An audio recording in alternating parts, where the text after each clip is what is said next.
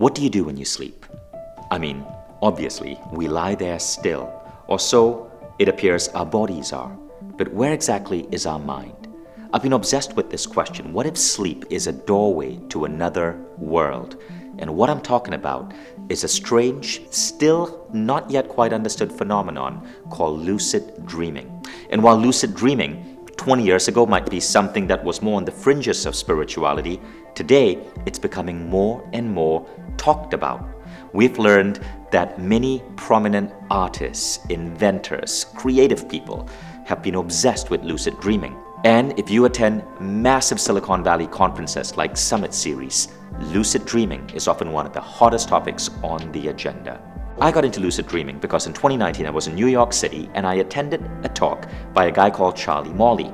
It was a talk show hosted by Mia Koning, and there was Charlie on stage talking about this weird phenomenon of lucid dreaming. And it puzzled me, it intrigued me. He spoke about how he had trained himself to wake up in his dreams using a simple technique involving his hands. But if you can spend your whole day, every time something weird or strange or unexpected happens, don't ignore it. Just stop and go, well, could this be a dream right now? Now, I'm not nuts. I know I'm not dreaming right now, but I'm creating a habit of mine that whenever something weird happens, I stop and I go, could I be dreaming right now? And then I look at my hand. I might do a hand check my fingers and thumbs. Okay, I'm awake. Because in a dream, if you check your hands twice in a row, often something changes. You might get an extra finger, your hand might melt. It's a thing to do with a brain network that doesn't get much blood flow in the pre-lucid dream state. So you try and use that brain network, it kind of glitches. It can't work detailed patterns.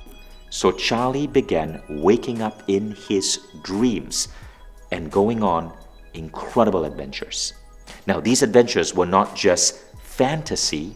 He did mention in this talk how when he developed this ability as a teenager, all he wanted to do in his dreams is skateboard and hang out with women in bikinis. But since then, Charlie has studied with many prominent Buddhist monks, and he's taken lucid dreaming to the next level. So I got intrigued by this. I put Charlie on stage at Mind Valley University. He blew the audience away. And so I decided to record a masterclass with him on lucid dreaming. Now here's the crazy thing. The night I recorded the masterclass, just from my hour to 2 hour conversation with Charlie as we were recording, something flipped in my head. And that night, I had a powerful lucid dream. In this dream, I had gained the abilities of parkour. I had this incredible flexible body and I was just running across rooftops. I woke up that day exhilarated, and at that point I'd been having a bit of a lower back pain. So I thought, Vishen, let's do something about this. I decided to go see my regular chiropractor to see if he could do anything for my lower back. So the day I had that lucid dream, I went to see my chiro. Problem was, he wasn't in. And that's when something strange happened. The receptionist said, look, your regular chiro isn't in, but we have this Russian energy healer.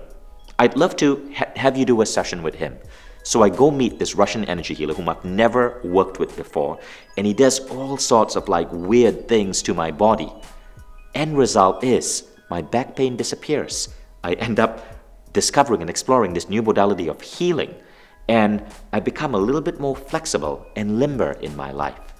But if it wasn't for that lucid dream, I wouldn't have had that spark, that push to go see my chiro on a specific day where he wasn't in, and coincidentally, I would end up being introduced to an energy healer I needed to see. All of that from a lucid dream, which begs a question. Are lucid dreams random? Or are lucid dreams a way for our subconscious or a higher intelligence to communicate with us and make us take better decisions in life, to point us towards events which are designed to enhance our experience of the world? These are questions we're going to explore on this masterclass. And so I'm inviting you to join me on this masterclass with Charlie Morley on the 4Ds of lucid dreaming. I can't wait to see you there.